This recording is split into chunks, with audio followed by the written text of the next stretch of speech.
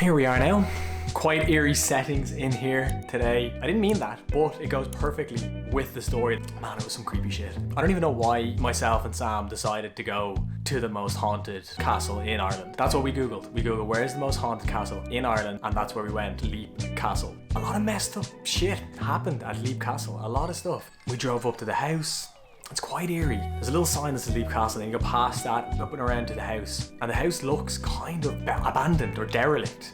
And you drive up, and we were looking around for a while. There's cats kind of roaming around the place. Loads of crows and making like squeaking, or what do crows do? Tweet,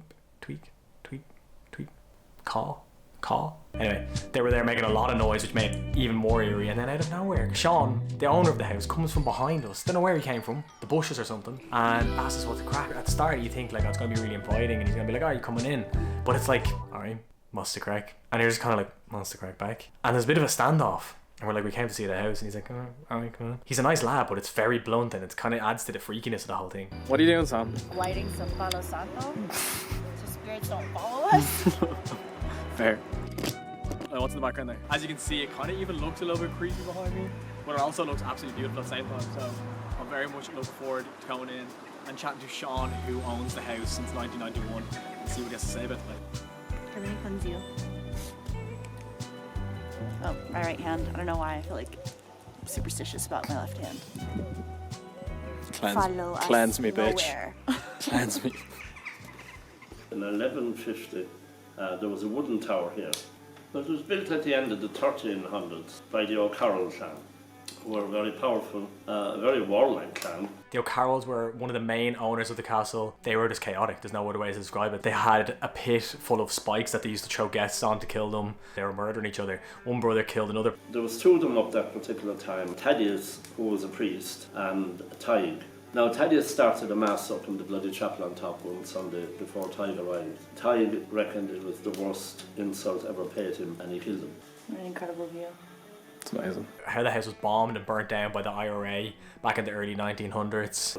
The O'Carrolls then were dispossessed. There was a family took over here called Darby's, but they lived here then until 1922. And so during the Civil War then a local battalion of the IRA came and they set charges on all the floors at this level and burned the house down then. Wow. That was it. It was left a crumbling shell then until we bought it in 1991. And early 94 I began restoring them. That's what I've been doing. Because of all the troubles that have gone on in it, there's a lot of spirits that go around. Well, there are many spirits in the house, yeah. Never interfered or made life difficult in any way other than they let us know that they're here. What way did it let you know? Well, in many ways. We tend to hear them, I suppose, at night time fairly. Now, it's not a nighttime thing only, it's just so quiet when we lock up. And it's like footsteps, people walking around, doors opening and closing. It'd be like a lot of people in another room talking.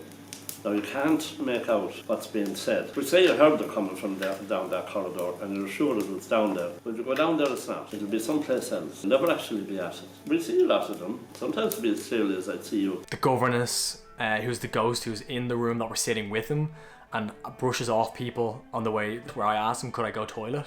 So I did, and I was absolutely petrified. I was in and out like a light. It was the quickest piss I've ever taken in my life. I was absolutely terrified doing it. Mostly down here anyway, we meet with a lady and she touches people. We call her the governess. There are two little girls that play around here that we meet a lot. And she's always with them. They don't feel threatened by it, as we don't. So it's all good.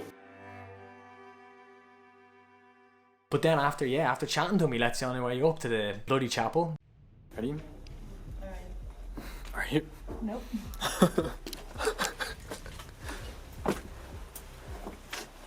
Is this the one you said? I think so. Or is it up further? Come on. Come on. It's on the ground.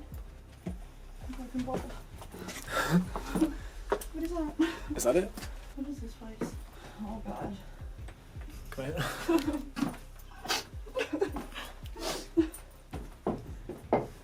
Careful. I think. Yeah. This is the Bloody Chapel. What is it? Bloody Chapel. That's why we're laughing. We're about to shit our pants. It's real life Game of Thrones. Oh, it's pretty cool. Fuck me, it's amazing.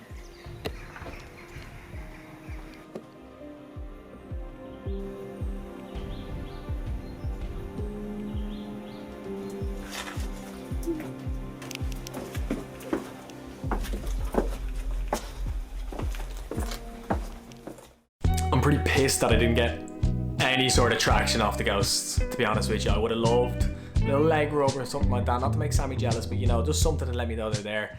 Got absolutely nothing.